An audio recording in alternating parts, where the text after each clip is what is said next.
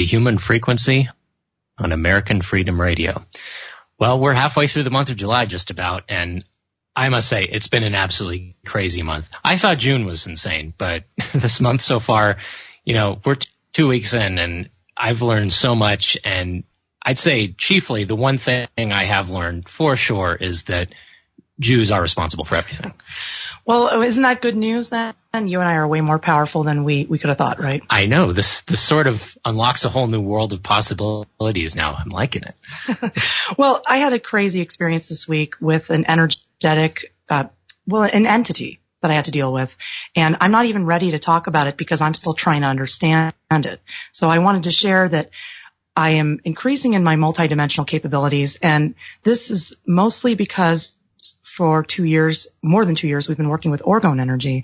But lately, we've had the addition of tensor rings into our arsenal of energy tools. And so before I introduce today's amazing guest, I just wanted to share the I Ching reading that I got in relation to the experience I had, because I think that this will help anybody who's working for truth and light in this world to have this information. Well, by all means, share it. All right. Well, I got hexagram 36, which is eclipsing the light. Warmth and light are swallowed by deep darkness. The superior person shows his brilliance by keeping it veiled among the masses.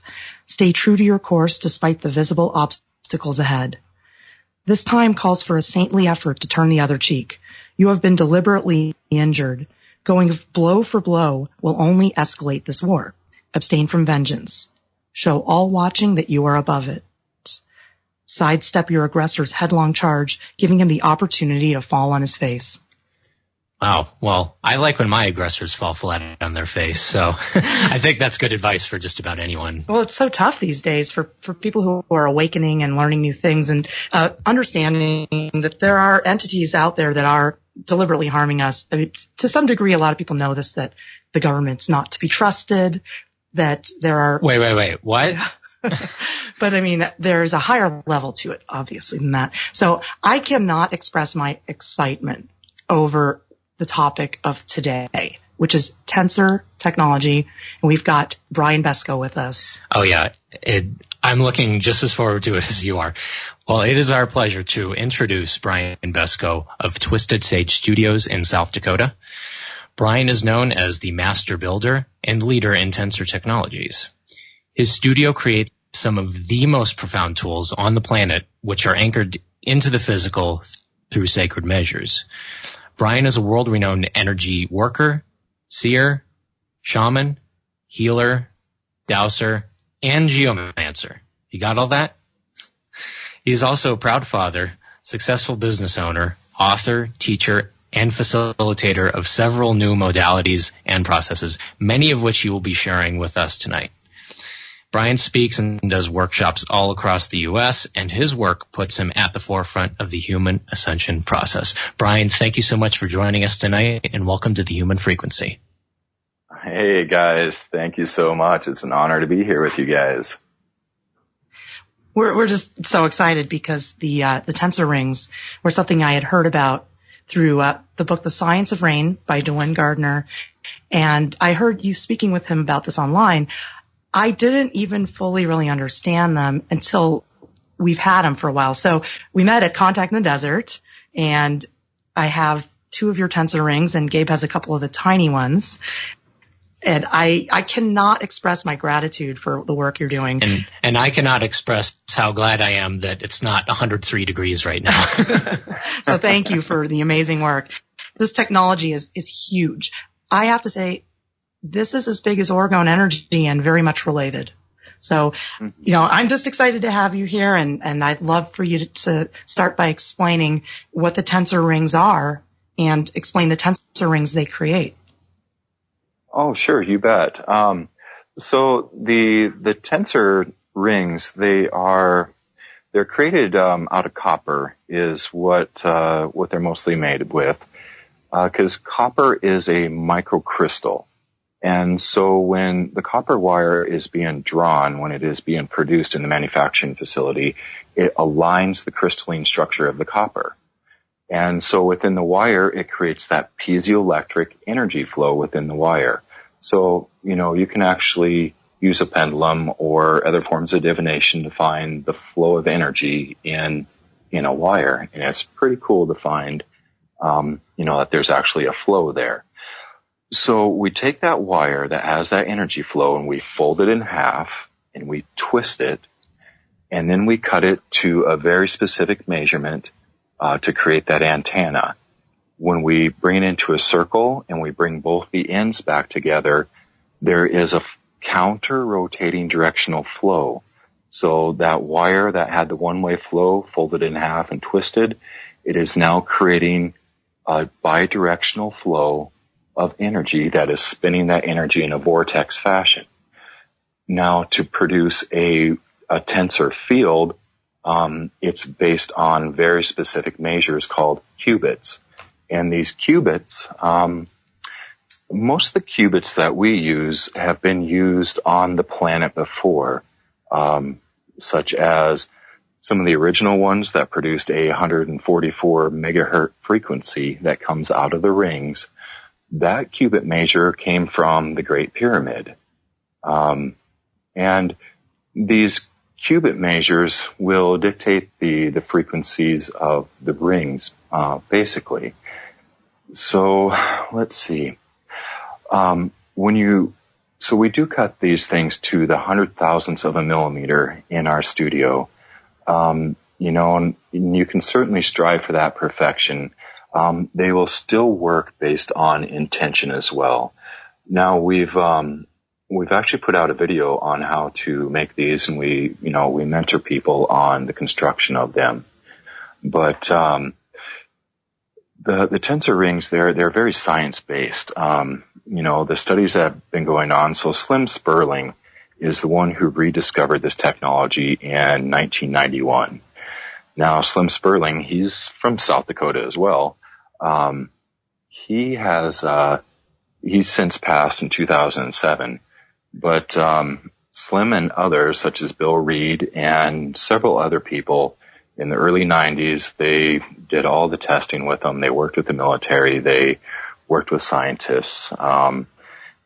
Basically this technology, the military said, well, we can't use it to project thought forms or anything that is not of the highest and best good, so we don't want nothing to do with it.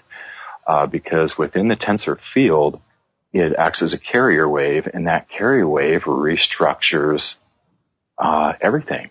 Thought forms, electromagnetics, whatever that is. It also restructures water. So I work with some gals who wrote Dancing with Water, The New Science of Water. And in that book, they're coming out with the second edition here soon, but in that book, they talk about the studies that they've done and that other people have done with the tensor rings. Now, when you take a tensor ring in a lab, it actually shows that it makes water lighter in weight.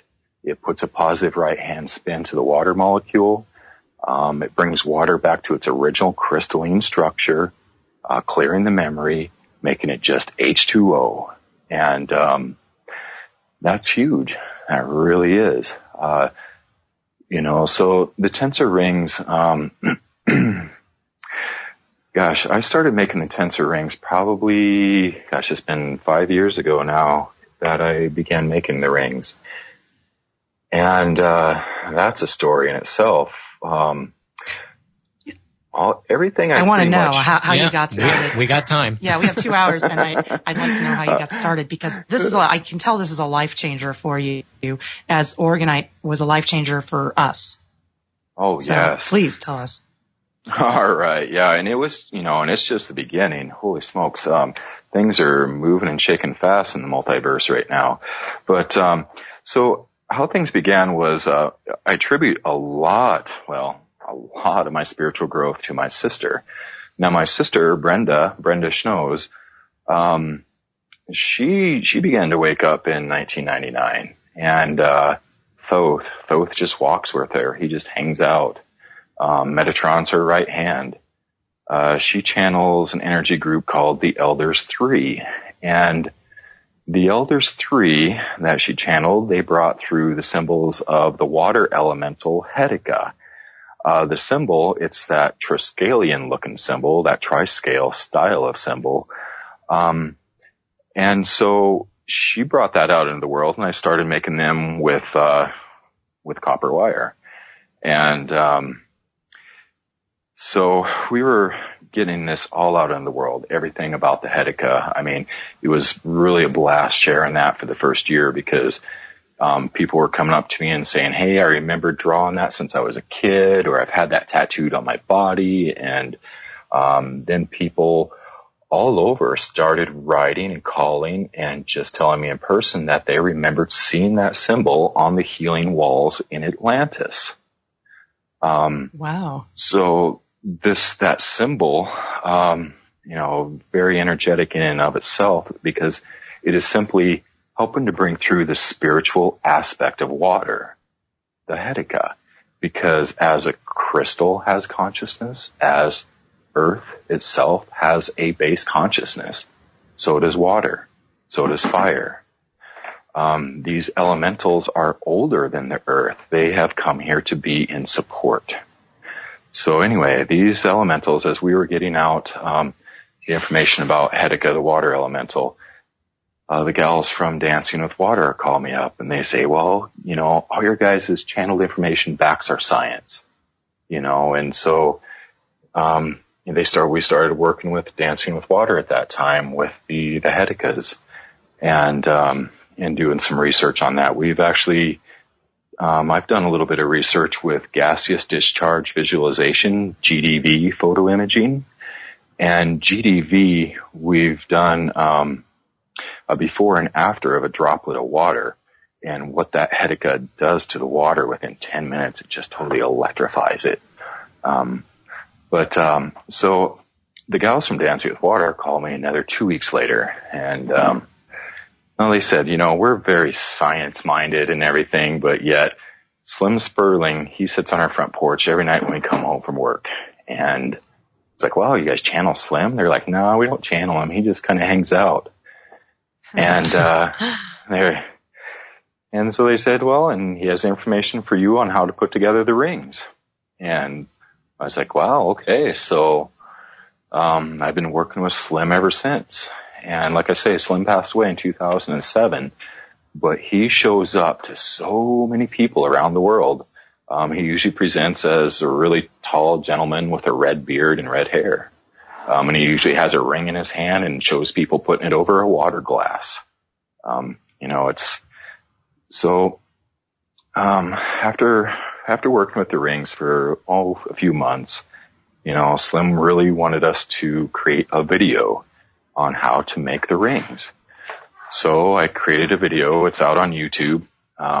It's about an hour and a half long, and it just goes through the process of working from the heart space and being clean and clear and creating the rings. And so anyway, we've helped to mentor many people in the creation of the rings, because Slim's widow, she has Light Life Technologies, Katharina, and, she's not too happy about people out there making the rings because, it was her business, and she tried to get patents on it and such, which is another reason we put the video out there, so that it is common knowledge, so this technology cannot be patented, which is huge. Right. It's like Orgonite. The inventor of Orgonite did the same thing. Carl Wells in the mid-90s invented Orgonite, and he wanted it. He patented it. He doesn't want people making it, but now it's out. The secret is out. Everyone's making it anyway. It's something that everyone needs. What's with these people? What is this? Well, it's something everyone needs, and the Tensor is mine, and you cannot have it. Yeah, it was the old paradigm of money, and.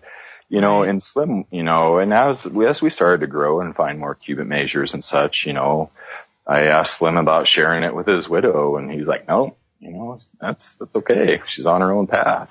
So, right. But, that's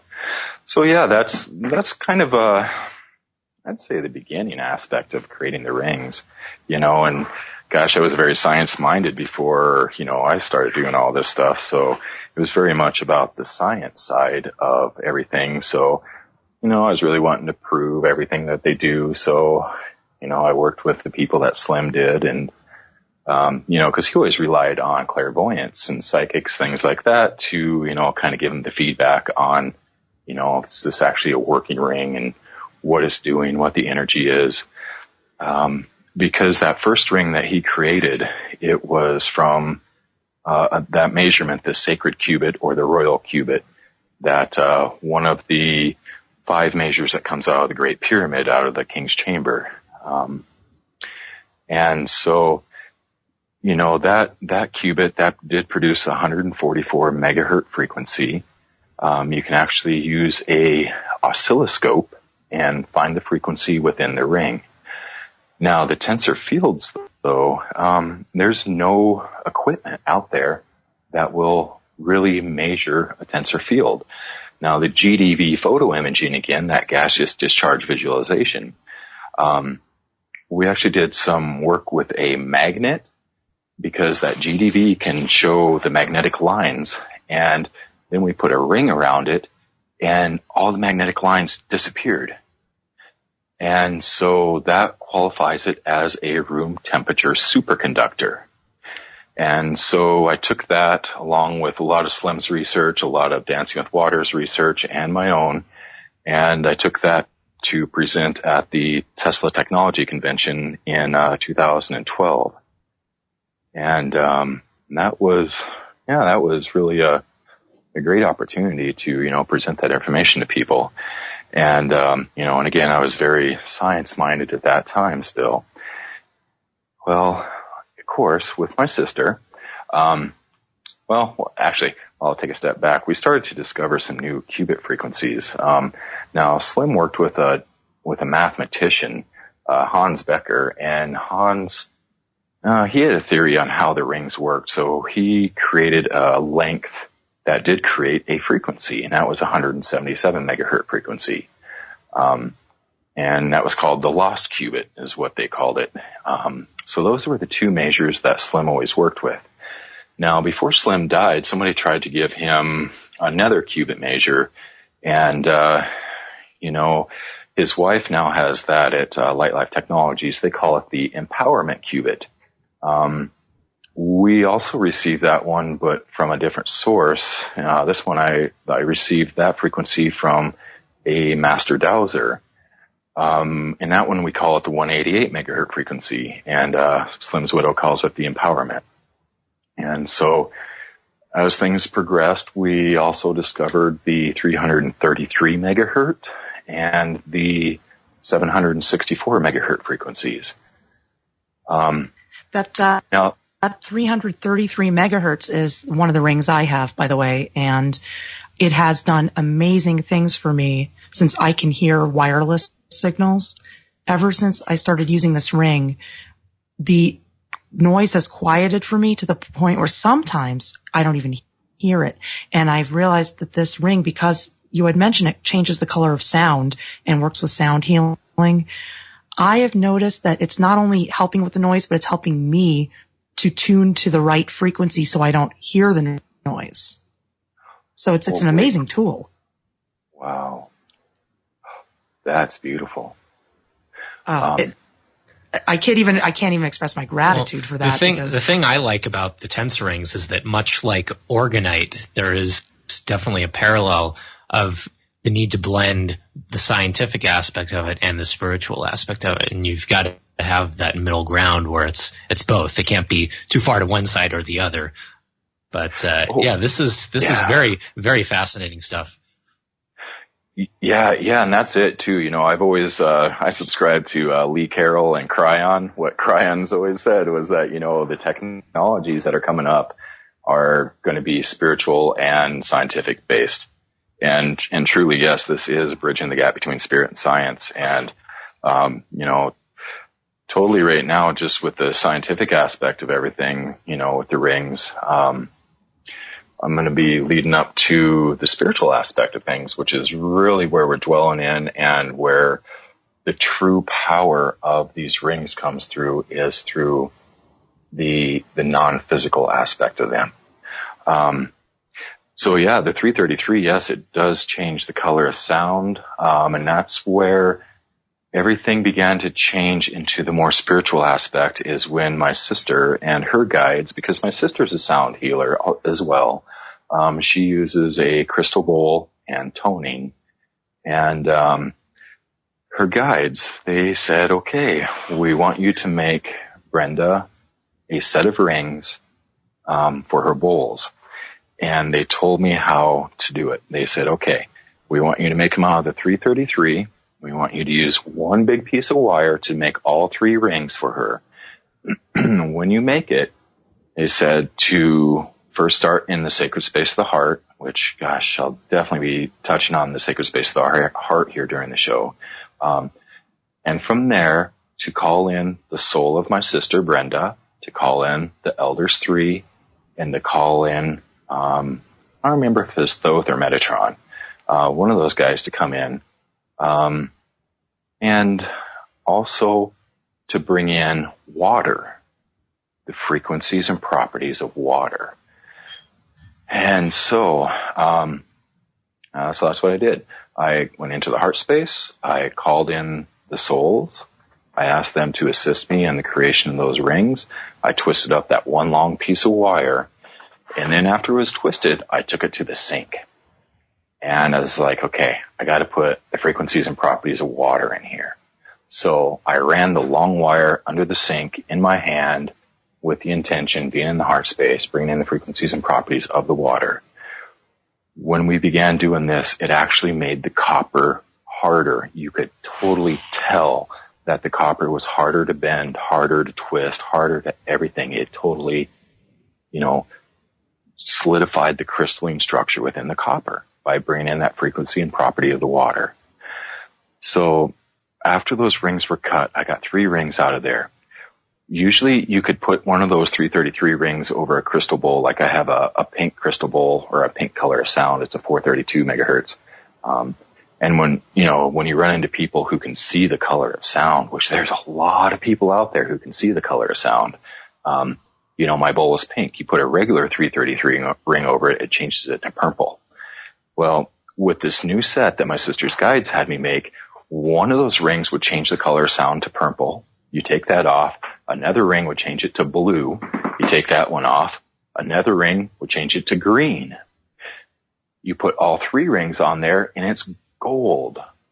And so after my sister started using those, her clients, even the ones who were not sensitive to energy, totally noticed a difference in her bowl. And gosh, my sister's been using that bowl and toning, and people with pancreatic cancer sent home to die, they go have 3 20-minute sessions with her, no cancer left in their body. Wow. I mean, that's unbelievable. It's beautiful, beautiful stuff. It's life energy. I think it's very similar to Oregon energy. It's life energy. It is. It certainly is. So, the 333 rings then, were really kind of the premier ring, because it started to where, we started making the soul it was spheres. Important, but yeah, I had to experience it. I had to experience it for myself to really feel. This is actually a huge part of the Ascension process. It's huge because the rings are allowing me to access higher parts of my consciousness. It's like we're under the frequency fence all the time from the EMF, from all these sources, which are incompatible with us. And when we bring in these rings that create frequencies that are compatible with us, with different parts of our consciousness and our body, it brings us back to our abilities to manifest and to be multidimensional beings. The very things that have been suppressed in the first place for so long. It's blowing my mind. Yeah, I'm learning so much since I tried the rings. Oh, so. Yeah, they open up the connection. And so that's the thing, is that, I've been discussing the Tensor rings as a science-based tool, and they're a frequency emitter, they're a carrier wave, and they're phenomenal. But truly, the effects that you're talking about is actually coming from the energetic aspects of the rings. So that's really where I've been trying to drive home with all the people out there who are creating the rings. You can look at the rings energetically and see that they are great working tools. That's what I created the first 2 years that I was doing this, maybe even 3 years, was I was creating sterile frequency tools. They were great, but they weren't everything. We started, so then after a couple of years, I had a friend, Marty Lucas. He's the president of the American Dowsing Society. Marty and I, he's a mad scientist. Can you please explain dowsing, by the way? Can you, for people who don't know what dowsing is, could you just give a brief explanation? Oh, you bet. So dowsing, so most people know of water witching, using L rods to find underground water veins, or a lot of utility companies still use the L-shaped copper rods or brass rods, whatever they are, the dowsing rods, to find utility lines. So basically you walk with these rods in your hand and with the intention of finding something, and when you walk across it, the rods cross. So, in the beginning I had heard about this, so I began looking for those geomagnetic lines with my dowsing rods and started to find geomagnetic lines. And that's going to lead into another story here later, working with the earth grids. But yes, we definitely will talk about that. And dowsing is also like pendulums. So I always thought that dowsing was simply finding yes or no answers, or finding, an energy field of some flavor and variety. But in reality, professional dowsers use this dowsing equipment. They'll use pendulums to transmit energy, also to draw in energy, store it, and transmit it. They'll use dowsing rods to transmit energy. So when most professional dowsers go into a house, they will look for the geomagnetic lines that create portal vortexes that are non-beneficial. They will look for the EMF causers, because EMFs is a huge thing with dowsers. That's one of the things that they look for. And you can also use dowsing to find entities, portals, vortexes, all that good stuff. So the dowsers, anyway, Marty Lucas with the American Society of Dowsers, he's the one who wanted to create a ring that would be beneficial for livestock, for clearing GMOs, all this stuff. So him and another guy who are also in radionics, I do a lot of work with Marty with radionics, his buddy Tim Lippert, who's also a radionics master, are the ones who channeled in that galactic cubit. And when the galactic cubit came in,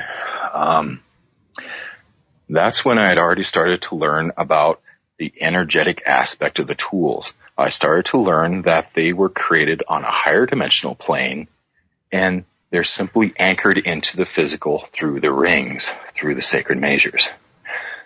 So once I found that there was those etheric templates, because the reason that we were looking for the energetic aspect of the tools. So first, when my sister her guides had me put water into the rings, at that time we were experiencing a lot of energetic implants, a lot of them. Those implants were more, they were from the Anunnaki, those particular implants. But that's what I want to know. But that's exactly what I want to know about, because I think I have them. The Anunnaki has a bad rap. They were working against their free will.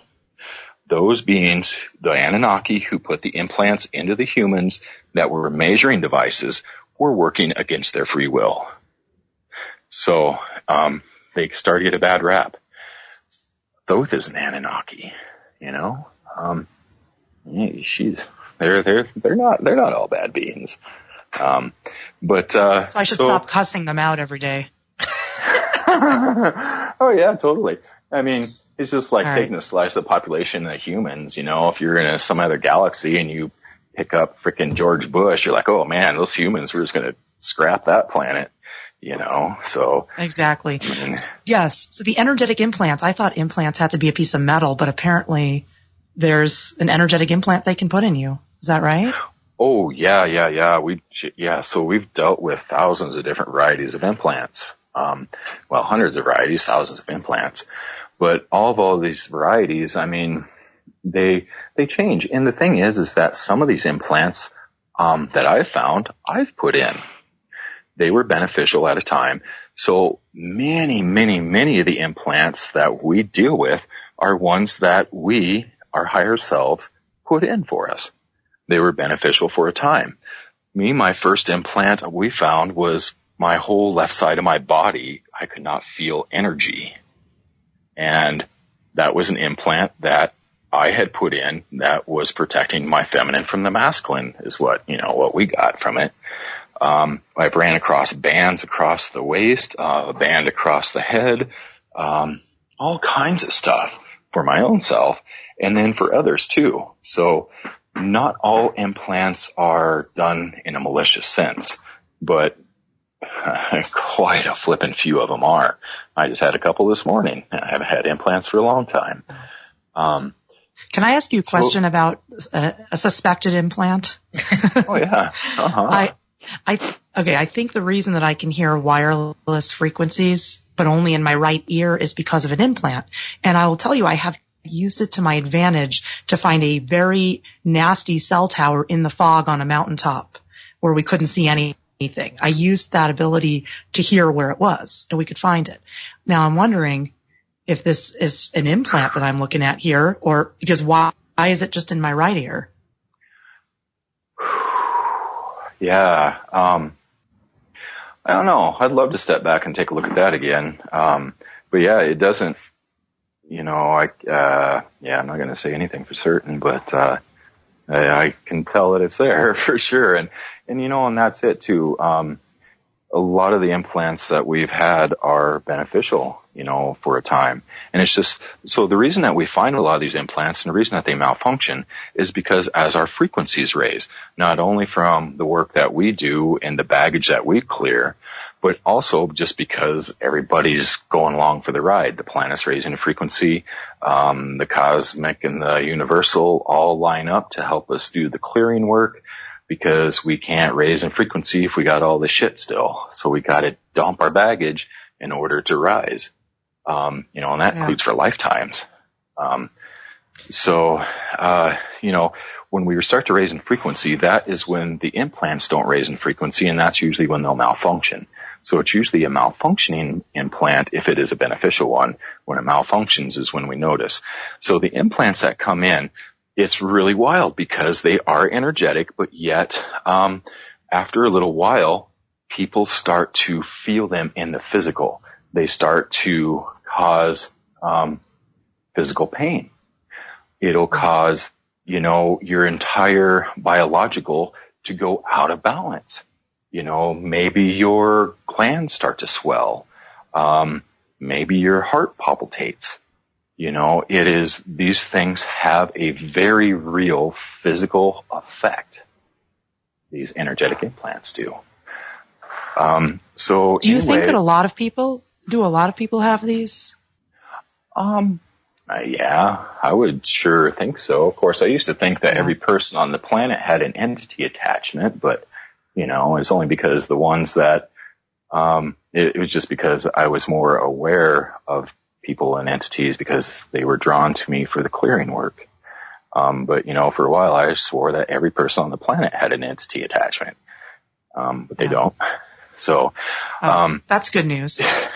yeah. And we'll get into entities for sure. Wow. I hope that didn't come over on your end there. I had a phone call at the moment. It was a little beep. It's not the biggest deal. Oh, yeah, we're here. It's not an entity. I'm glad you. Yeah. It's probably somebody calling wanting the one cleared. I really want to talk. I really want to talk about some of these entities I've dealt with, but I feel almost not ready to because I want to process it a little more so I can better explain it. Yeah. Let's get back on track here. I wanted to talk about the tensor rings again. Going back to that. Perfect. But the tensor fields, the tensor field specifically, I wanted to know how far does the tensor field extend from the ring? And does it vary from ring to ring? It is said that they extend infinitely. We've seen miles is what we've seen. We've also seen that depending upon the environment. So you take a 333 megahertz ring, which is actually 332.9 megahertz when it's just standing. You take it above a body of water, and it becomes 336 megahertz. You take it into a populace like LA, and it drops down just a little bit in megahertz. So like when you have a tensor field generator, I've seen a tensor field generator sitting a block away from the Capitol, and it only goes out about a half a block. You sit one here, it goes out 8 miles. So it just depends on the area, but it also depends on, and that's just it innately, it also depends on the operator. So if you have a person that uses it, they can amplify it. And oh, yes. So, yeah. I would like to step back, though, and just finish talking about that 333, or that ring with the, about the implants. So yes. This is really leading up to truly what these rings are, so we were looking at the implants. Okay, so we were able to put the frequencies and properties of water into the rings. I was like, okay, we got to be able to put a crystal frequency and property into the ring. So I went to a crystal lady and said, okay, what crystals will help to clear implants? She gave me a list. I bought all those crystals. I had all those crystals in my hand, under the water, running a copper wire through it. Every time I made a ring, they all had running water and all those crystals, and I was infusing that with the frequencies and properties of that. So I thought that it was all held within the physical wire still, the energetics. But those rings were doing great things. They were clearing implants. They were preventing implants when you had the rings under your bed at night. It was fantastic. Until we started raising the frequency and running into different styles of implants. We haven't seen the Anunnaki ones in years. That was at one time. Then it just started getting to be different kinds and different varieties. But anyway, going back to the frequencies and properties of this stuff.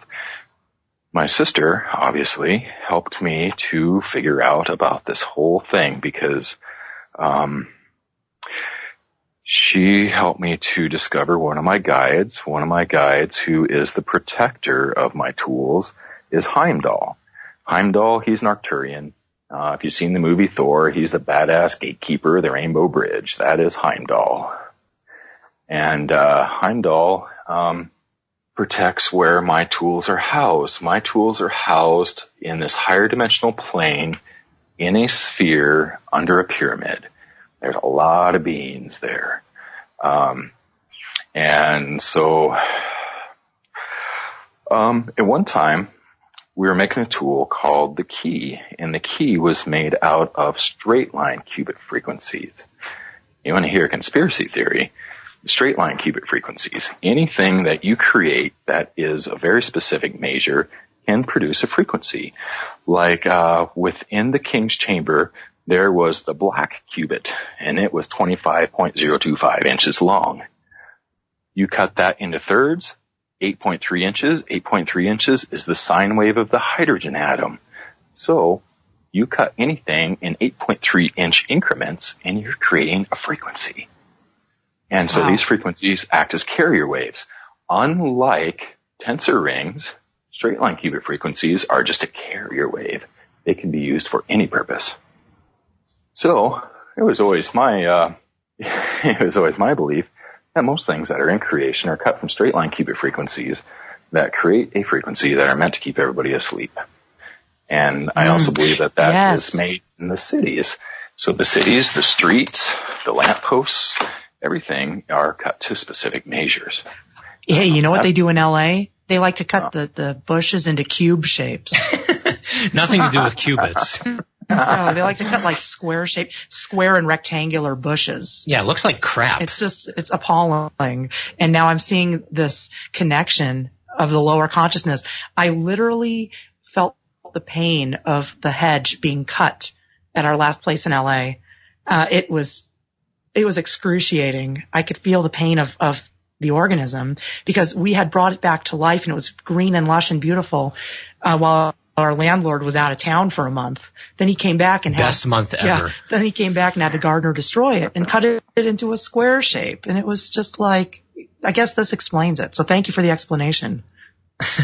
Well, yeah. So as far as your manufacturers go, your manufacturers all use specific measures for things, and there's a lot of standardized measures out there. But again, this is just a theory, because you walk into LA and there's so many layers there. There's the grid that comes out of the Hollywood studio that we can't touch, and I was actually about 2 years ago, I was hired to go out to LA to work at a gal's place out there in Hollywood because, she couldn't get the place clear. And it was connected to that grid, that MGM studio grid, whatever those studios are. You can't anchor a light into any of those places. But what is that grid? Is that the energetic mind control grid you're referring to? Yeah. Or is it physical grid? Yeah, no, you could totally call it the original one there. Yeah, these energy grids. So it sounds like, I would love to share some of that grid stuff with you guys too, because it's huge and it's kind of right up your guys' alley, I think, of the... we grid actually. We are Orgonite gridders. We actually target the cell tower grid. So we're very well acquainted with it. And now we're delving into the earth energy. We've started using earth pipes, and we're going to start making earth pipes in order to heal the ley lines, and especially fault lines. So we're very acquainted with that idea. Yeah, and it's nice of them to put those towers right where the ley lines are. It's like they let us know where to do it. They tell us where to put the Orgonite. So nice of them. We work with the same materials you do. We work with a lot of copper. The earth pipe is made of copper, and it's filled with Orgonite. And we put copper in all of our Orgonite pieces. And some people don't put copper, they put other metals, but we always make sure to include a little copper coil. Even if it's just a tiny little thing like a pocket stone or a pendant, we'll still, coil one up. It'll be a thin gauge, of course, as opposed to a large piece that'll have a much thicker gauge. But we always make sure to have copper because we are aware of its piezoelectric properties. And, of course, the quartz has those properties too, but you mentioned that the copper has piezoelectric properties that are activated at certain times, and I think that's very fascinating, and that's further testimony to how our work parallels with yours. Yeah. No, that's cool. You guys use copper in all your pieces. It's definitely my favorite crystal for sure. So you mentioned in your book, I read your catalog, and you talked about the piezoelectric properties of the copper. That's pretty much providing the power, right? So the tensoring, that's sort of like what's powering it. Is that right? It is. Yep, that's exactly what's powering it. And then it's cut into that very specific measure of those very specific qubits that produce the working frequency. And, so, just a random cut length of wire isn't going to do anything. And even, there's a lot of qubits out there, and there's a lot of people who are discovering them, who are putting them into tensor rings, but, not all of them are truly working, because, I can take a paper clip and say, okay, here's a paper clip that's going to protect my phone from electromagnetics and radiation. Here you go. I hand it to you. You know that. You put it on your phone with the intention, and it does it. So, there's tools that are based on intention. There's tools that are science-based, and then there's tools that are science-based and higher. So, man, I just cannot stress what truly powers these tools is the higher dimensional plane stuff.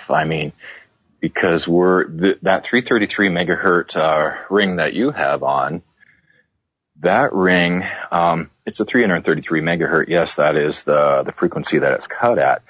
But there is an energetic template in that.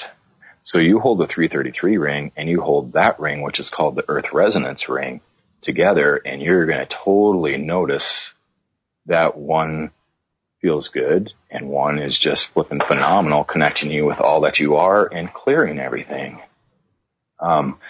Because like our harmony rings are cut with the standard Teotihuacan unit. That standard Teotihuacan unit, Graham Hancock did a big video about that measure and the gentleman who discovered it.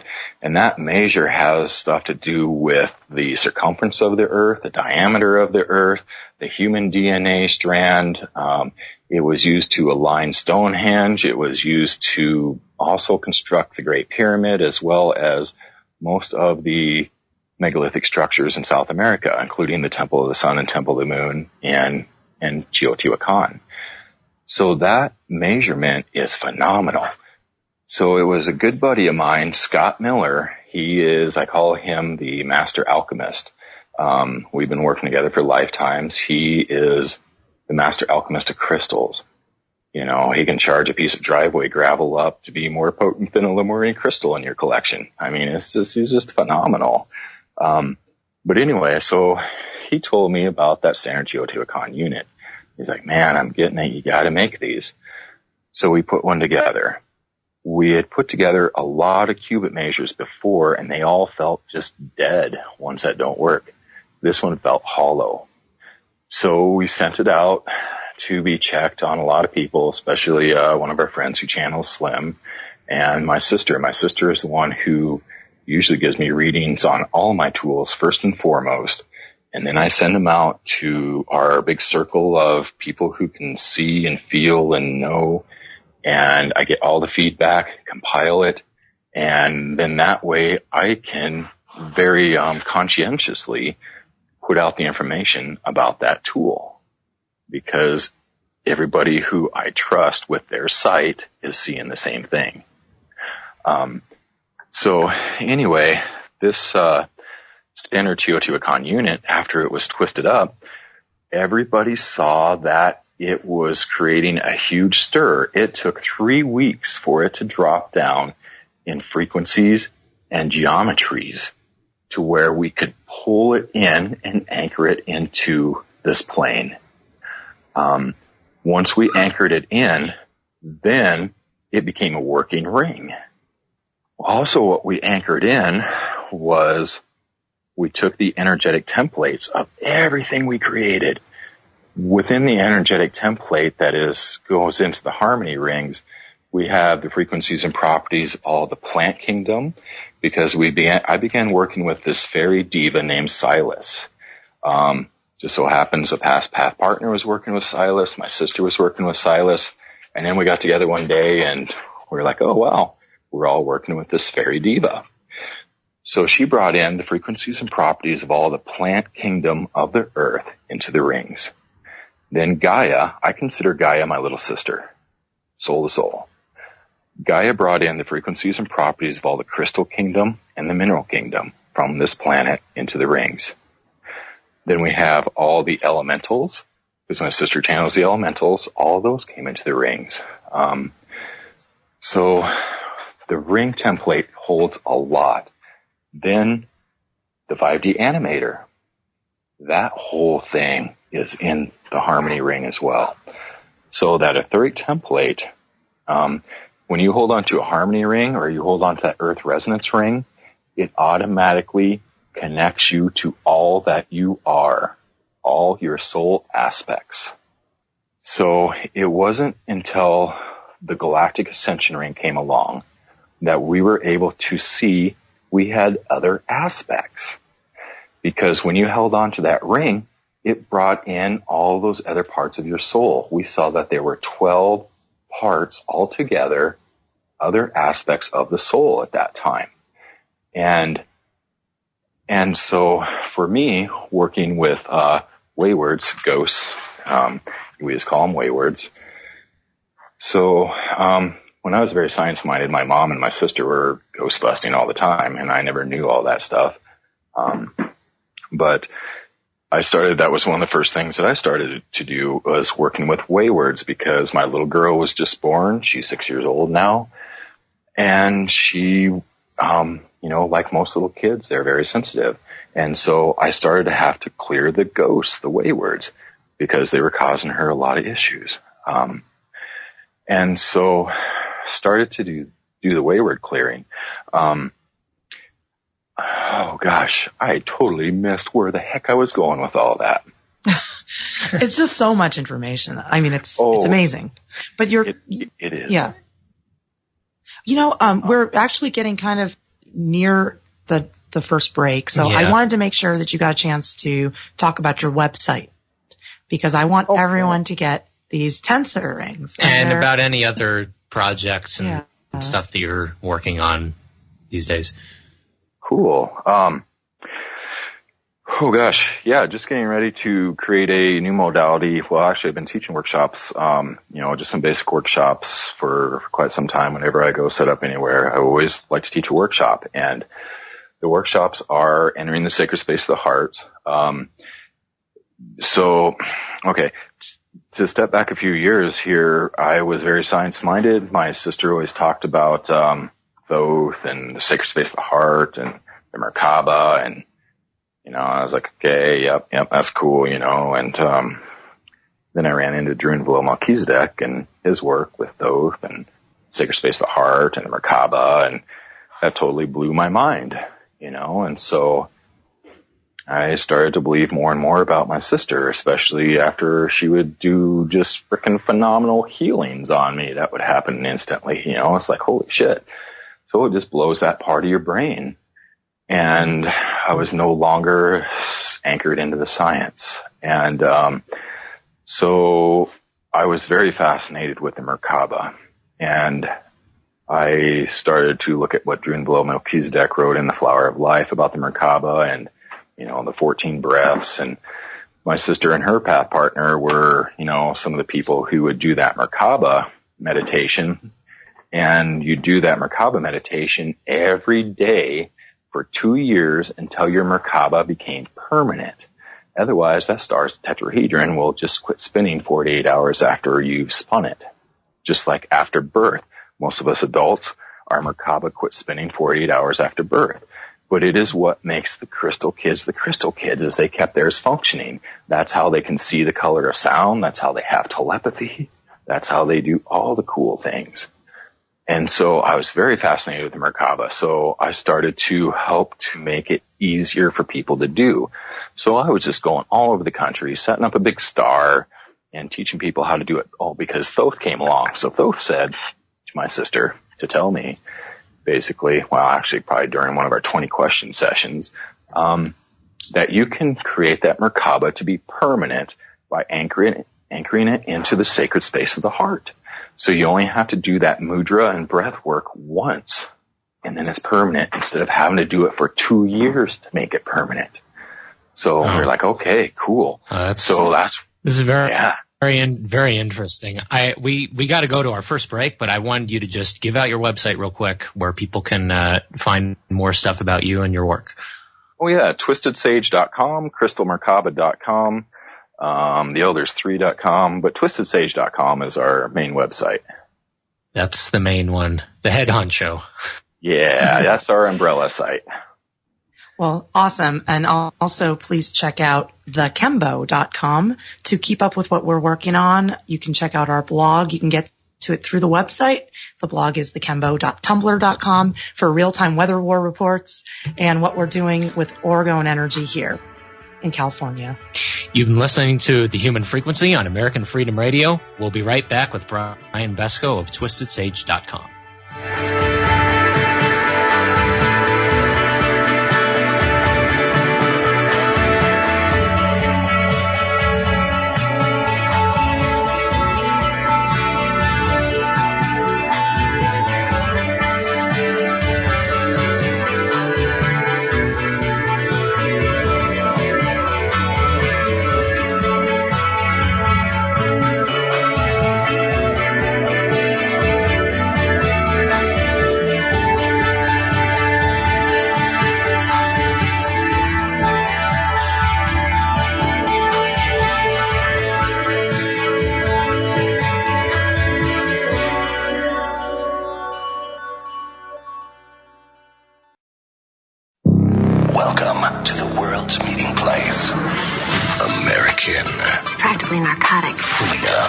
Oh, yes, I like very much. Radio. You're an American institution. American Freedom Radio. Did you know there are 3 million edible food plants on Earth, and none have the nutritional value of the hemp plant? HempUSA.org offers you hemp protein powder. It does not contain chemicals or THC, is non-GMO, and is 100% gluten-free. Hemp protein powder burns fat, builds muscle, contains 53% protein, and feeds the body the nutrients it needs. Call 888-910-4367 and see what our powder, seeds, and oil can do for you. Only at HempUSA.org. HempUSA.org introduces 3 brand new detox formulations of microplant powder. Brain Fuel for depression, bipolar disorders, and stress. Total Care, anti-cancer agent that cleans the liver and organs and increases memory. Rejuvenate, invigorates and heals the body, mind, and spirit. These products are your alternative to pharmaceuticals. Call 888-910-4367 and like us on Facebook. We ship worldwide. Only at HempUSA.org. We all know that they're not telling us the truth. So stand up for your rights, demand the real medicine, and your right to use it and grow it. This is Rick Sensen, and you're listening to American Freedom Radio. The last hour of American Freedom Radio you have been listening to is proudly sponsored in part by BigReggaeMix.com, the global healing station. Produced by Mitch Santel and executive produced by none other than Errol Brown, winner of 5 Grammy Awards and the last producer and engineer of Bob Marley. Visit us now at BigReggaeMix.com for the latest show schedule, updates, and blog postings. And don't forget to follow us on Twitter, too. BigReggaeMix.com. Tell the truth. Don't be bullshitting people.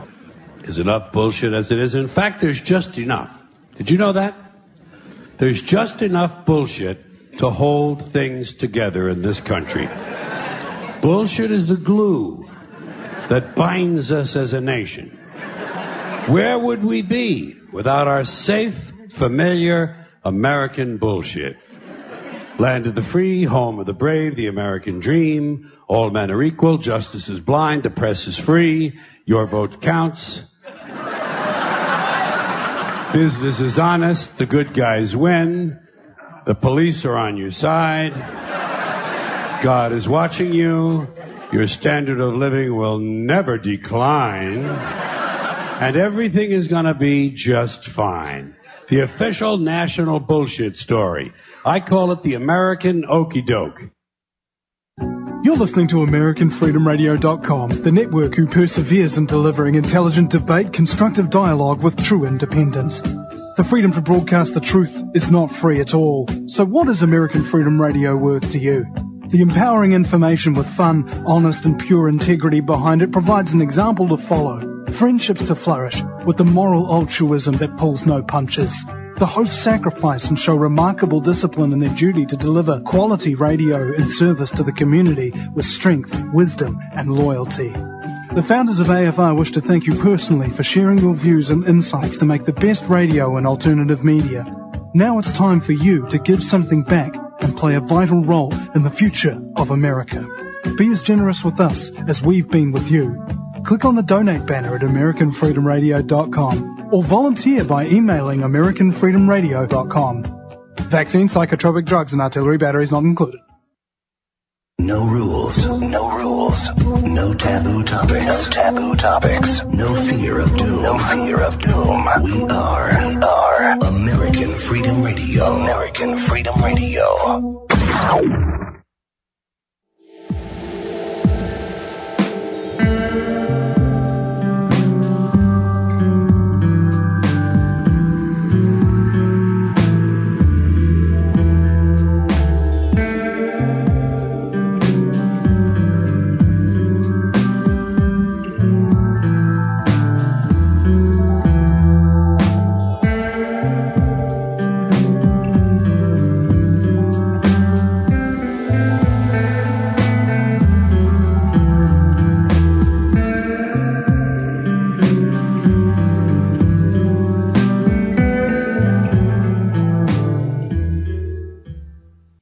Welcome back to the Human Frequency on American Freedom Radio.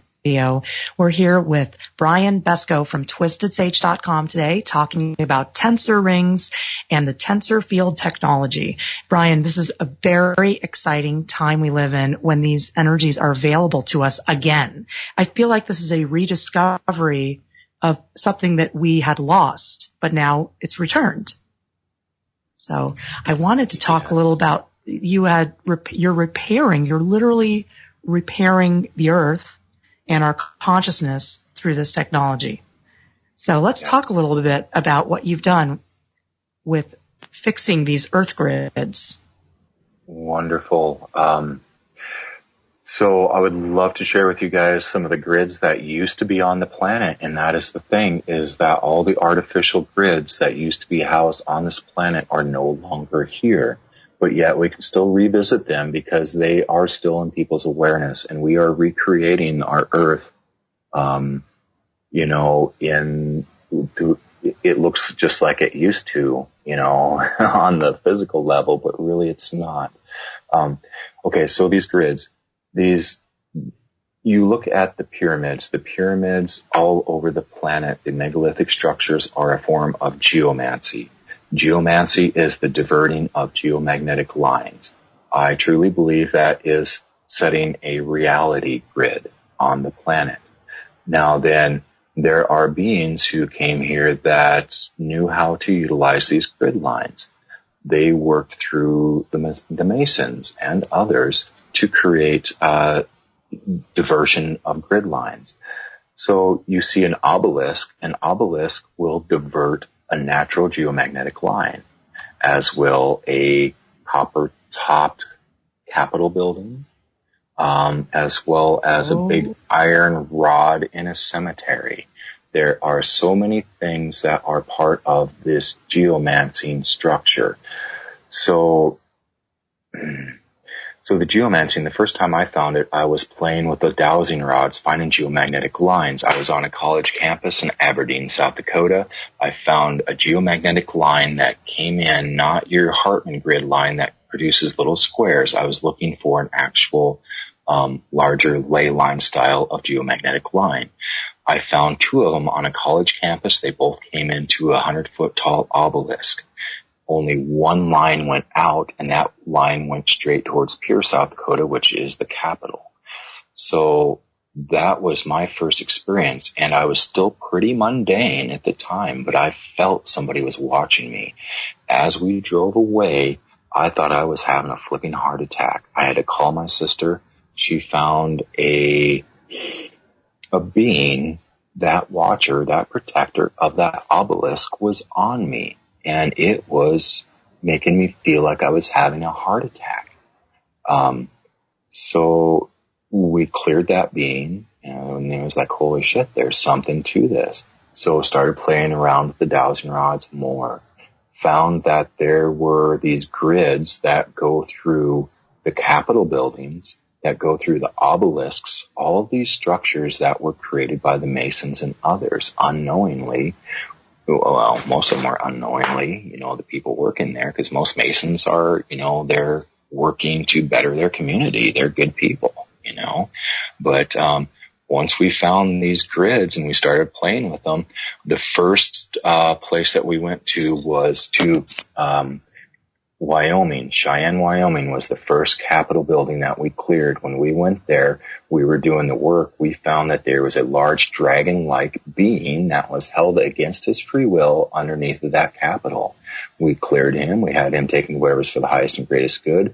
That anchoring point that was there under the Capitol, we cleared that. We cleared the geomagnetic lines that went through there. So the reason that the dragon beings were being held against their free will was because the dragons are the ones who were creating the geomagnetic lines. So the dragons are on every planet. Now, there's a lot of different forms of dragons, but the ones that we were working with are the ones who are creating the grid lines. Then there are other styles of dragons that were harnessed here. Every church built before 1946, does not matter the religion, contained one of these dragon beings housed there against their free will. They were creating these grid lines. So when we were clearing the Masonic The Masonic temples all had a different style of dragon wrapped up around them. Every one of the Mason temples had at least 7 entity attachments within them. When we were clearing churches, I drove all over the Midwest, anchoring lights, sending the dragons back to where his highest greatest good, and finding that every flipping one of the pastors, priests, rabbis, whatever, had an entity attachment with them as well. And so we would clear them. And, it's like, holy crap, how are we going to clear all these things? My sister's like, well, jump on the grid line. So what did we do? We jumped on the grid line. We got the help from all the dragons that we'd already freed. And we cleared all of the grid lines except for one church over in the UK, which was been around for like 2,000 years, the ancient ones. It's for the highest and greatest good that's still there. So when we're out there clearing stuff, sometimes you run into that clearing something is not in the highest and greatest good to be done, and then it just will not happen in the work that we do, because we do everything from the sacred space of the heart and with the intention of the highest and greatest good for all. So a lot of times you run into things that may seem still dark and non-beneficial, but they are there to make people wake up. They are there. That's what I think. So I agree with that. Yes. As we all work for Source, Source is ever expansion creation. Now, on this planet, we've needed duality in order to create, to expand from Source creation. We needed duality in order to create. And that was our old world. And so all of this stuff that you see as non-beneficial, if you step back far enough, it is all divine. Every one of these crazy dark entities, every one of these funky things that's happening is divine. It is the duality that has created expansion in our universe. But we are done with that game. We do not have to have duality to expand in creation. We can create and expand through the heart. So that goes to the sacred space of the heart. Now, as we have been building and constructing everything on this planet as the creators and the manifestors that we, each and every one of us are, we are in creation through the mind. When our brain, our consciousness can be seen as a little ball of light. Before we were born, there are brain cells within the physical heart. That is where our consciousness resides. Sometime during the birthing process or as a kid, our consciousness moves right up into the brain, sits right behind the pineal gland. It looks out our physical eyes. It sees the world separate from us.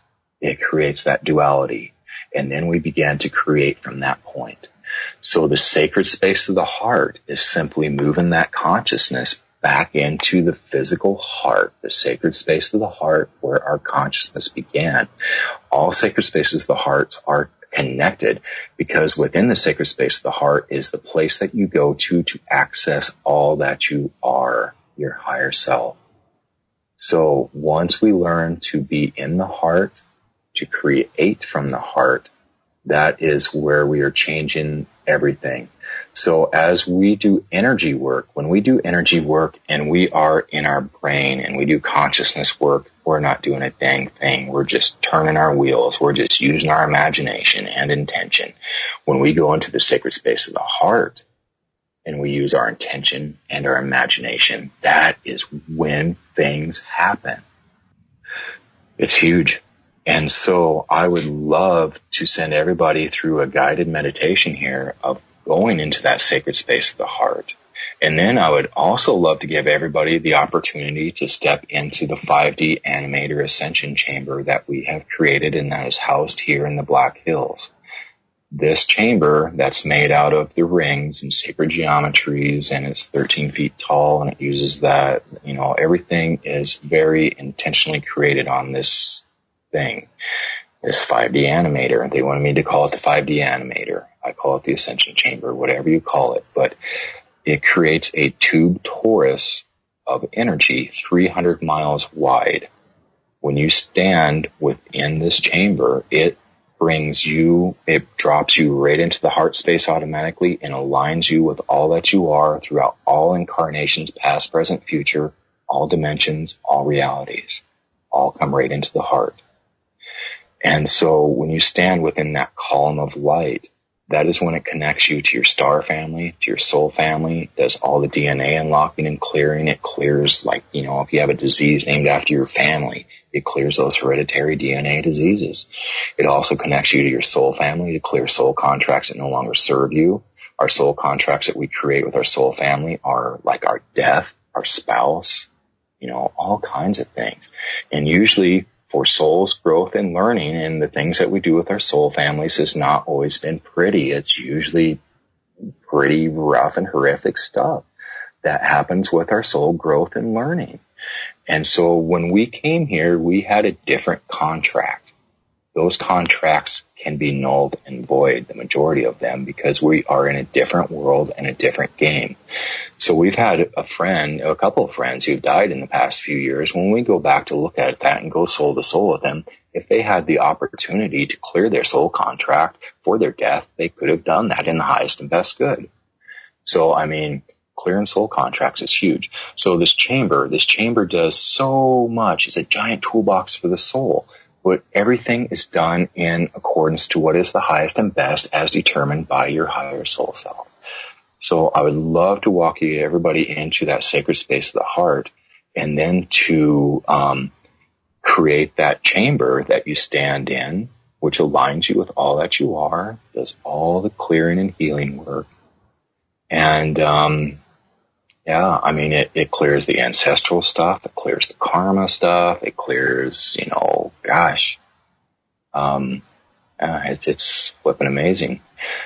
So that I had the opportunity to stand in the chamber. As did I. Yeah, at Contact in the Desert, and it was really amazing. So yes, we would love to enjoy that meditation with you again. Right on. And, on our YouTube channel, we have a ton of videos, attunements, activations, meditations. And most of the stuff that we do always starts with the sacred space of the heart. That is such an important thing right there. So I just really wanted to stress that before we begin, that this entering the sacred space of the heart is such a huge, huge thing. Absolutely. I couldn't agree more. Considering that most people are attuned to the sacred space of the iPhone, it's good to draw them into a place where they can be more effective and use the tools that we're starting to unlock here. So yeah, we're really excited to do this again. Oh, wonderful. All right. Well, gosh, if everybody's ready, then it's all simple, easy stuff. We're going to begin by going into the sacred space of the heart. It's as simple as just closing your eyes, or however you feel comfortable, and visualizing yourself standing on your favorite spot in nature, that place that you have the most love for the earth. And as you send your love to the earth, she sends her love right back up. We breathe in that healing, loving energy up into the feet, breathing it up into the body, and just allowing it to settle into the physical heart. Next, we connect to Source, Creator, God, Central Sun, whatever you call that higher power, and breathe in that unconditional healing, loving energy into the crown, just allowing it to flow through the entire body and settling into the heart. Then we breathe in from both earth and sky, bringing both those energies together within the heart. And now then, as we visualize our consciousness as that little ball of light about the size of a marble, it sits right in the middle of our brain, right behind the pineal gland. We're going to take in that deep breath from earth and sky right into the heart. As you release that breath, just drop your consciousness straight down into that heart space, right into the physical heart. And then you can just find a place to sit. Just settle yourself right into that sacred space of the heart.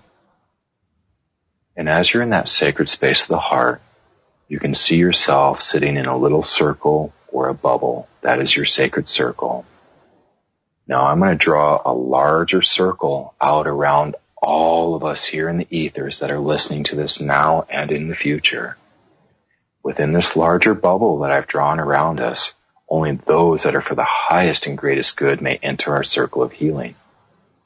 Now we can ask in all of our guides, all those who walk with us, all those who walk with those who walk with us, to step into the circle, to be of assistance. Now then, we're going to set up a column of light. That column of light is that 5D animator. So just step within that column of light, and as you do, all that you are comes right into the heart space. Any cords, anything that it no longer serves you is just cleared. Everything that's on the outside of that larger bubble that was not for the highest and greatest good, we're just going to come out there and scoop all of that up, just sending it unconditional love, asking that it be taken to wherever's for the highest and greatest good. Now, as you stand within that column, that is the Ascension chamber, the 5D animator. All the work is being done. Most all of it happens instantly. All the clearing, everything. Now then, if you can visualize within your heart, your physical heart, try to find a golden light or a golden flame, or perhaps just this liquidy golden energy. That is your soul spark. However you see and say that, that is your spark of all that you are throughout all of existence. We're going to take that soul spark and we're going to send that down into the earth, sending that deep down into the earth till you hit the crystal sun within the earth, and then that shines right back up, and that shines up to the central sun, source, creator, God. Then that light shines back down. So you are standing as that column of light. You are grounded. You are connected. Anything that is within your column that no longer serves you, it's transmuted. It is gone. As things come up in this moment, thoughts, feelings, emotions, breathe them in, release them. Release them with a breath out into that column. And it's just all transmuted. Now, as you see that golden light within that heart, that soul's light, you can take that soul's light. This is the most powerful thing in all of creation. You can take that soul's light, wrap up something on the physical. If you have healing that you want, wrap it up and let it go. Because this is your soul's light, we don't want to try to direct it. We don't want to try to say, look for a specific outcome, because then we are limiting it. We do not want to limit it with as the human sight. We just want to put our awareness, wrap it up in the golden light, let it go. Now you can do this with more than just physical. You can do this with life situations. You can do this with emotions. You can do this with anything. Do it with your food. When you wrap up a chicken that you're going to eat, this goes all the way back to the chicken. This goes to everybody who ever touched the chicken. I mean, this is huge. This is even bigger than what we can all imagine right now. We have witnessed miracles with the soul's light. Now, this is something that we just started doing last August. My sister started to do this. She was guided to bring in this soul's light. It has never been done in any incarnation in all of creation before. So this is huge. We've never been able to do it because of so many things. Everything that the tools have been doing, all the new things that we've learned, all the things that my sister is bringing in are all helping everybody to be able to take the steps in order to anchor in this soul's light. When we've anchored in the soul's light of the elementals, it was huge. Silver we used to make tensor rings out of, and it would not hold the templates. It was very etheric. We activated the soul matrix of silver. We brought in all that it is, And now then we can create tensor rings out of silver, and they will hold the energetic templates. Wow. Miracles we have I forgot I was hosting a radio show there for a minute. Wait, we are? We have a radio show? Yeah. So this is something that we're going to be taking out. My sister is going to be, taking this out on the road. We're going to be taking this worldwide and teaching people and activating. So there's actually, we don't talk about it. It's not made public yet. I asked her if it's okay if I can talk about it tonight on the radio, which she's like, yeah, we're just about ready to release it. So go ahead. But this soul matrix, as they're calling it, just for lack of other words, we've seen flipping miracles. But you can have your soul matrix activated also by watching one of our YouTube videos called the Golden Light Rod. Now, the Golden Light Rod is a tool that my sister helped to bring in. I was commissioned by a good friend of mine. She's a master dowser, Shell Darling, with Golden Light Dowsing. She wanted me to help her make a dowsing rod that could help to clear the geomagnetic lines and portal vortexes and just do all this work. Well, as we began creating this energetic tool, my sister popped in and took a look, and it changed. It actually became an ancient tool that we call the Golden Light Rod. This tool, energetically, it's a rod probably about 2 feet tall or so, and it has a golden white color.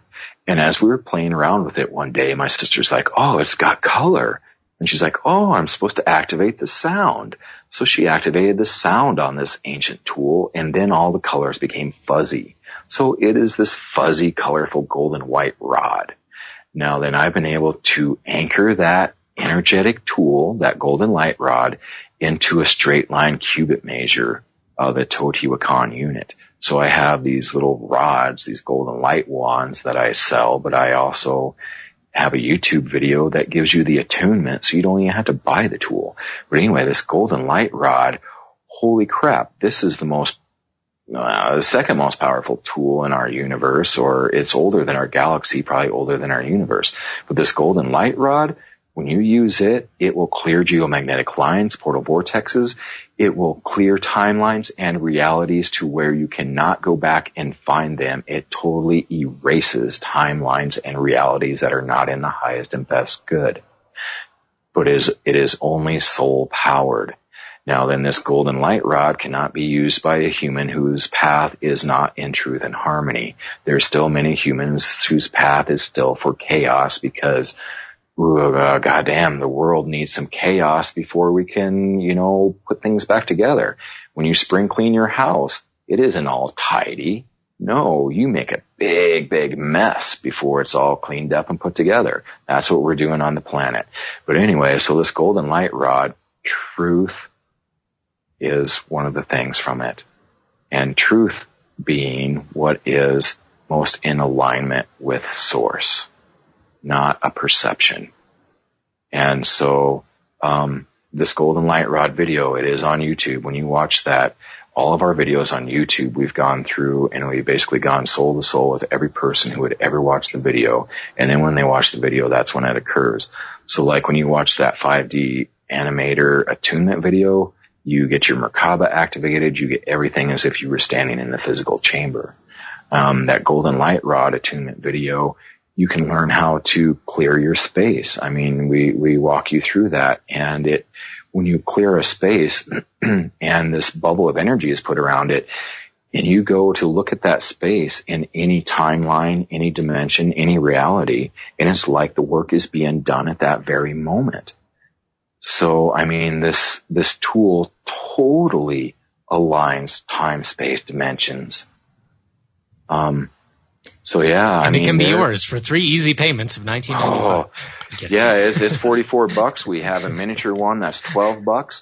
And actually, I keep telling everybody, man, that's what we teach in our workshops, is that you don't need to own any of these physical tools, because every one of our physical tools is created on that higher dimensional plane first and anchored into the physical.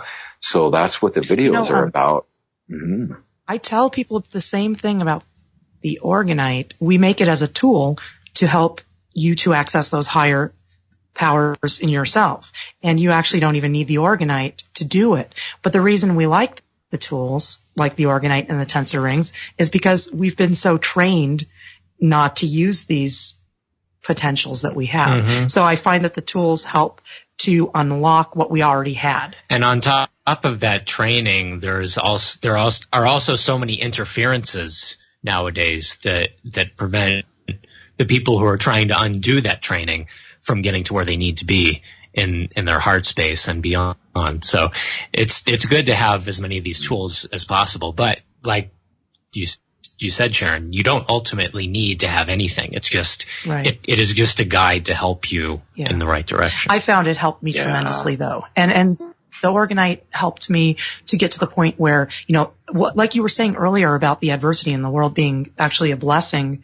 That's how the chemtrails are for me, because through being so depressed about chemtrail spraying, I learned a solution to it that was way more than a solution to cleaning the sky. This stuff, I got to the point now, it's amazing. I realized it's multidimensional too, and now I can remove chemtrails from the sky with my mind, and I can even make the planes disappear. Yes. So you get to a point where you're manifesting. The quote-unquote planes. Well, and that's the thing is everybody's seeing something different, too, because everyone's at a different consciousness level, and everyone can't help but see the world differently. But it's true that these tools help to unlock that potential. I would love to share with you guys what we see as chemtrails. I would love to hear it. When I first started making the tools and people were approaching me about chemtrails, I was like, wow, okay. That's, because I know about HARP and the towers, and I'm pretty sure that's what changed the jet stream over, our air region. But, was the HARP. But, as far as the chemtrails go, so when people started asking me about it, I was like, okay, I kept going to my sister. I was like, okay, what about these chemtrails? And they kept showing us that there was nobody putting stuff in planes, that chemtrails were a manifestation. And they started in one local reality where people were like, oh, chemtrails. And then somebody else was like, hey, chemtrails, we got chemtrails too. And then it became a worldwide phenomenon, kind of like a mass consciousness grid of sorts, to where chemtrails were being manifest, because this entire world is our manifest creation. So no matter what, when you step back and look at any of this, this is all our co-creation manifestation. Everything. And so chemtrails became one of the later manifestations of creation, and now they're very much real. Anything that is manifest in reality is very much real. And Can I admit something to you? Mm-hmm. Can I admit something I did wrong? Back when I was younger, I didn't like the weather in Los Angeles. It was too hot, and I said, why can't they air condition the planet? Maybe I had something to do with it. Maybe I had something to do with the weather modification happening in the first place, just through the thought. But now I'm working against it. When they say the Jews are the problem. Well, there you go. I am a big problem. But we are actually doing a tremendous cleanup here, and to the point where DeWynn Gardner actually mentioned it in one of his videos on YouTube. If you check out Organite Austin, he noticed that California has changed and is having rain and everything's getting back to normal. And he said, well, California is doing something right. So we learned from him. Orgone threshold has been reached. That's what he said. Was the title, I believe. Beautiful. So we're cleaning that karma. Mm-hmm. Yeah, it's beautiful. It really is, because I used to be a big battler of the dark forces all the time. Working with all the different grids and the beings who were, working against the free will of all humanity. The original 15 beings on the planet. If you ever followed the Galactic historian Andrew Bartzis, I mean, a lot of what he put out there really resonated with us, and that was a lot of what the work that we were doing on the planet was, a lot of what he talked about. But, after being that spiritual warrior here about it was a year ago that I said, you know what, I'm done. I don't want to do this anymore. And because that's all I would see. I mean, people would come up on the street and say really weird, strange things to me, and I'd turn around and look at them, and I could see it was an entity. I mean, so I was dealing with entities clearing all the time. That's all that would come into my reality was the stuff that needed cleared. And so, I wanted to do something different. And that's what I'm doing now. Mm-hmm. Oh, I'm sorry to interrupt. I wanted to ask you about that. When you're seeing people on the street and you could tell there's an entity there, I also wanted to know, do you see mind-controlled people as well? Because that's a lot of what I see is people who are clearly not in control of their thoughts. Or actions. Yeah. So everything has such a huge influence on us. Even a ghost attachment, a wayward attachment, a disincarnate human can have huge influences on us because they influence us through emotions. Because when we're emotional, then we're exuding energy, and that is what they feed off of. Because a wayward has to have, that's where you find waywards on geomagnetic lines and in sacred spaces, is because they have to have energy from places or people. And from people, they get it by eliciting emotions. So then when you move to entities have a huge influence on us. So there's the different forms of entities. I mean, there's the entities that are due to soul contracts. That is mainly what I dealt with. When you step into the Ascension chamber, your soul contracts are cleared. Any entities that you've walked with for lifetimes are cleared. So, I mean, when you step through that chamber, anything that no longer serves you is cleared.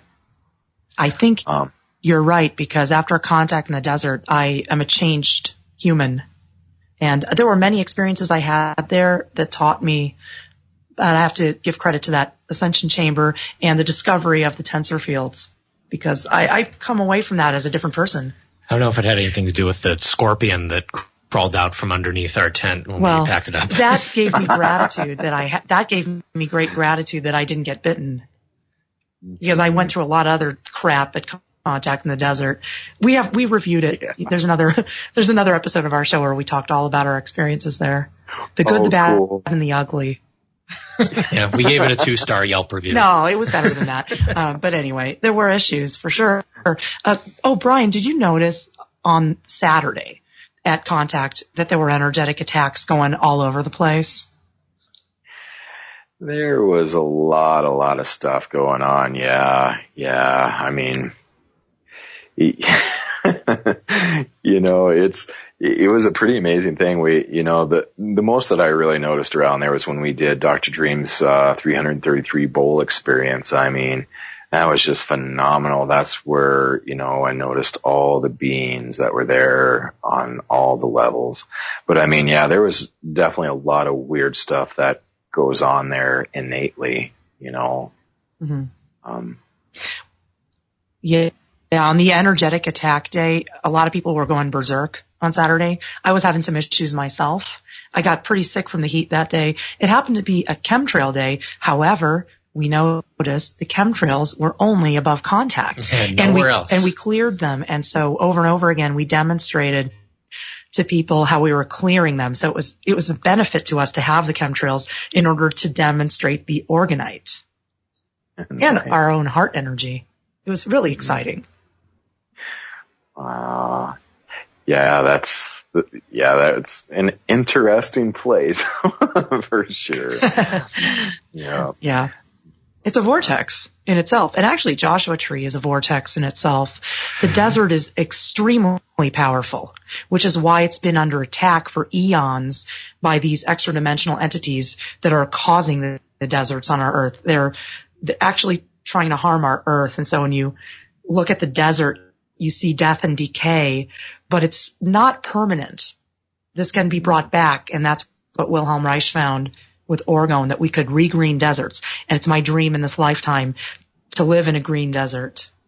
And, they killed him and burned most of his books, but not all of them. And, the knowledge lives on. And we're so grateful that you're around to be adding just another element to just the general effort to just facilitate what's already underway. The ascension process of humanity. Yes, the DNA activation. We're at the beginning of the show, I mentioned that this has been a crazy month thus far, and that's no hyperbole. We've seen some crazy things. We're learning something really, really major, seemingly every day. It's really profound, actually. Is it okay if I share the thing that I did yesterday, or is it going to hurt? Well, you're chomping at the bits, so go ahead. Well, I don't want to hurt our internet connection, but I wanted to tell you something that I think this is all made possible through these energy tools helping me, and now I'm becoming multidimensional and accessing abilities. I was a little freaked out last night because our internet went out, and we have satellite up here, and it's not like in LA where we had cable. Yeah, we live in a very remote area, and satellite is really the only real option. And I was so upset, and we have everything connected to it, so I had to go down to the payphone and call. We don't have cell phone service up here either. So I called them. I was on hold for 45 minutes. The whole call took like an hour. It was awful. The customer service was abhorrent, to say the least. Anyway, what ended up happening was that they weren't going to come out till Friday. And we have the show. I was very upset. I said, I have a radio show tomorrow. You got to come out tomorrow morning to fix it. There was no way I was going to get them out. I came home. This whole ordeal was, at least 2.5 hours long. And Gabe and I said, they're messing with us. Because of the satellite, they're able to. They're blocking our connection. And I said, I know they are. It's an attack, right? We figured it out. I went outside. I said, this has got to stop. I took an energy tool actually called the sucker punch that we use to scramble surveillance when we're doing organite gifting. And a friend has told me that you can amplify your intention through the sucker punch. So I put it to my heart, and I stood under the satellite dish, and I looked, and I saw or felt more. It was like I could almost see it, but I felt the obstruction, and I removed it.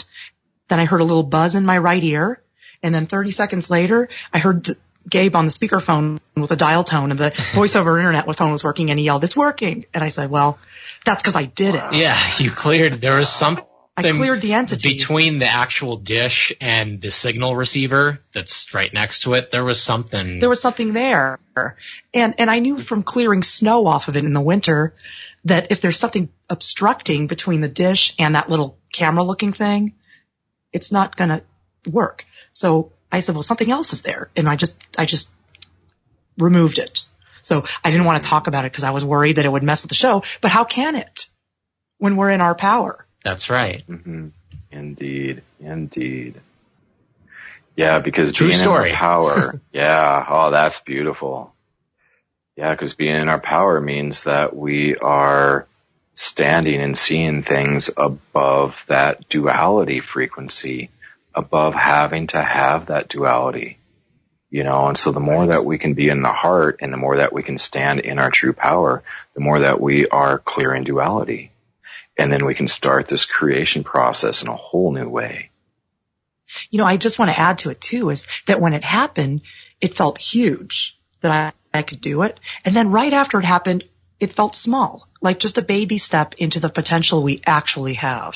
It felt like the first step into a new world of interacting with the energies around us. Yeah, I think you said that you felt like the Star Wars. I felt like a young Padawan, a youngling from Star Wars. But the fact of it is if I can remove chemtrails and chemtrail planes from the sky with my mind, it stands to reason I could fix a satellite dish. Anyway. Great confirmations. Yeah. Well, we see these kind of confirmations all the time in our work.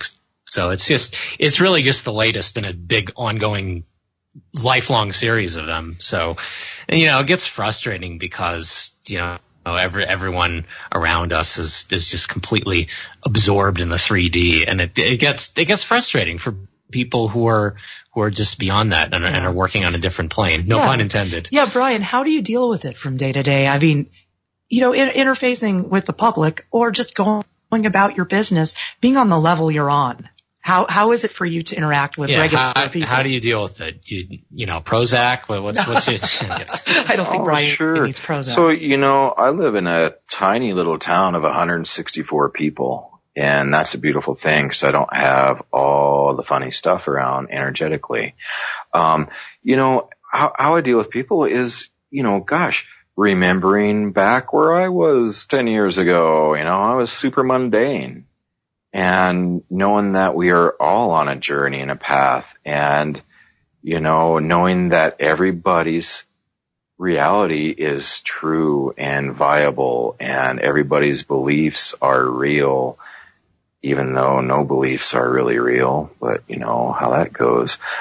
So, I mean, it's just acknowledging whatever that path is and acknowledging that I was on that path and am on that path. Right. We're just in different places. I mean, I was super mundane 10 years ago, too. Mm-hmm. Yeah. I mean, 10 years ago, you look up mundane in the dictionary, you know what you'll find? The definition of mundane, which is whatever. Yep. So. Yep. Yeah. So, I mean, you know, really, you know, and seeing, because shit, I've only been on my path for 6 years, and it's been exponential. I mean, so yeah, I mean, just knowing that everything is divine, you know. And everyone's on a different timetable. Yeah, you have to be patient with people. But, you know, I don't want to interact with too many people right now out in the world. I kind of am reclusive at this point. And I am naturally a very social person, but I've become more reclusive because I feel that the best thing I can do for everyone else is to work on myself, which is what Ram Dass said. Because how can I help everybody when I'm all scrambled up? So I'm working on it. And you know, we're in a small town too. I mean, obviously not as small as yours, 164. We have pretty like small. 10 times more people. We have about 2,000, but still, after living in LA my whole life, it's quite a switch, quite an adjustment. And yeah, as Sharon said, we're very much in the mindset now of just wanting to be hermits and not really interact with anyone and just work on ourselves and our work, and through that dedication, I suppose, is why we've seen this dramatic increase in confirmations. Again, it comes full circle back to confirmations of the things that we're seeing and the experiences in our lives. We're progressing at such an exponential rate. It seems a little out of control sometimes, quite frankly. Yeah, it is pretty amazing.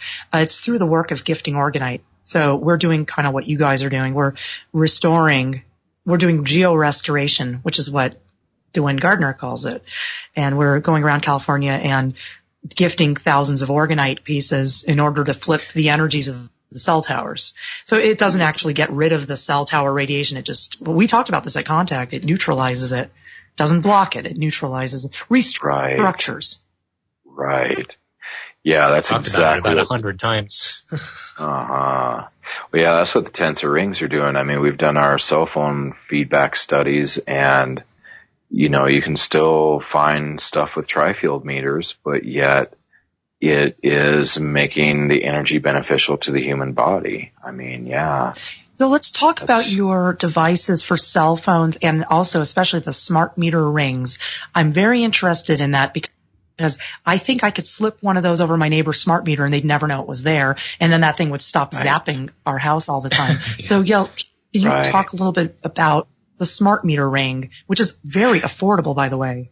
Yeah, the smart meter ring. So, you know, it's just a ring that's made out of that 144 megahertz sacred cubit. But, you know, you put a 144 sacred cubit over your meter, and it's just going to restructure what is within that column of energy. So it is the energetic template. So we've brought in working with the consciousness of electricity, working with the earth elementals, with the copper, with Gaia. And it is that, and then also bringing through everything else that comes through our energetic templates, the Council of Light, everything. So it is the energetic template. Then when you put that over the meter ring, that's when it changes. It then utilizes the household current. It utilizes the copper.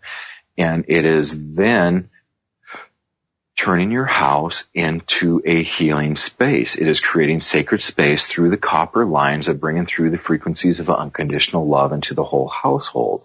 So that is creating that sacred space, clearing portal vortexes. It goes upline also and does the clearing upline. And so it is that energetic template that is within the meter ring that is totally doing the work. Now, unlike, our cell phone tabs, we've done the biofeedback studies too, to where they are changing the energy, so let's go back to the household current. In the U.S., our household current is at 60 hertz.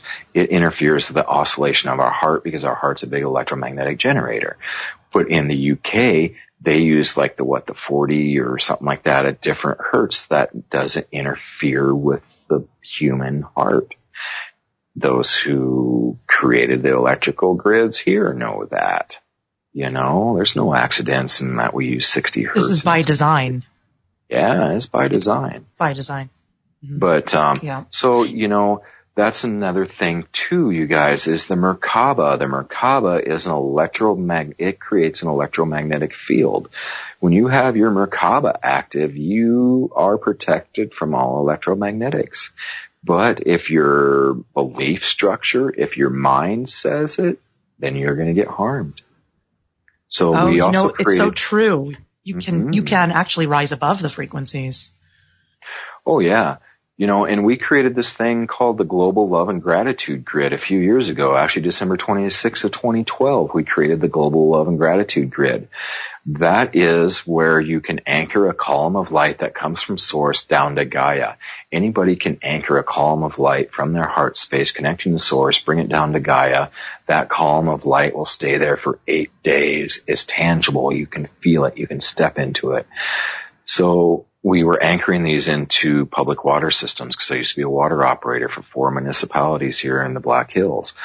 And that anchor would stay there for 8 days. And then, I was like, oh, crap, Brenda, what do we do to make this thing stay? And she's like, create a grid. So my path partner and I, Melissa, who helped me create the Ascension Chamber, we created the Global Love and Gratitude Grid. Then we started anchoring in cell phone towers. So then when you anchor the cell phone towers into this grid, they are transmitting love and gratitude and are no longer harming anybody unless their belief system says that it is. It's amazing. And I find this all the time with people who are completely flipped out about a lot of the world's problems.